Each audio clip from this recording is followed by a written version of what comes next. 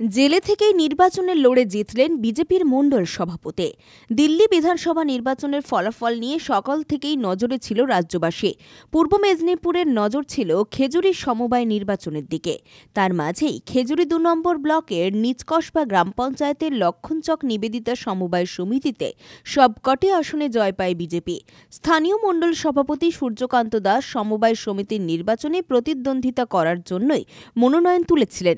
বাকি ১০ জন বিজেপি মনোনীত প্রার্থীরা নির্বাচনে প্রতিদ্বন্দ্বিতা করেন।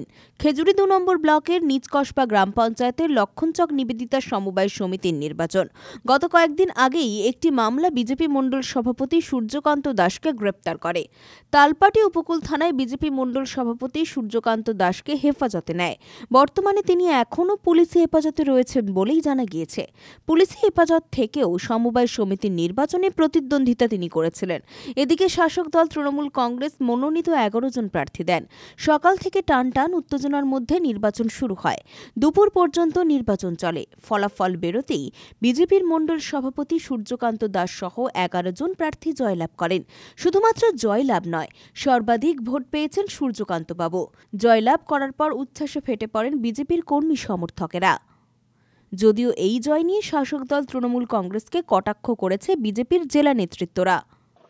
সমবায় সমিতির এই নির্বাচনগুলোতে ভারতীয় জনতা পার্টি দিকে দিকে সেখানেই জিতেছে যেখানে ভোট লুট এবং পুলিশি সন্ত্রাসকে আমরা রুখে দিতে সক্ষম হয়েছি। খেজুরি ২ নম্বর ব্লকের নিচকসবা অঞ্চলের নিবেদিতা সমবায় সমিতির আমাদের কার্যকর্তাদের দাঁতে দাঁত চিপে লড়াই, পুলিশি সন্ত্রাসকে এবং ভোট লুটকে রুখে দেওয়ার মধ্য দিয়েই এই জয় আমরা পেয়েছি। এই জয়, আবারও বলছি, এটা সরাসরি যে রাজনৈতিক প্রভাবের বাইরে বেরিয়ে সর্বস্তরের সমবায় বান্ধব মানুষরা জোটবদ্ধ হয়েছিল এবং চোর তৃণমূল কংগ্রেসকে এই সমস্ত আর্থিক প্রতিষ্ঠান থেকে বিতাড়িত করার প্রতিজ্ঞা নিয়েছিল বলেই আমরা ওখানে জয়যুক্ত হয়েছি এবং এই জয় নিশ্চিতভাবে আমরা উদযাপন করি।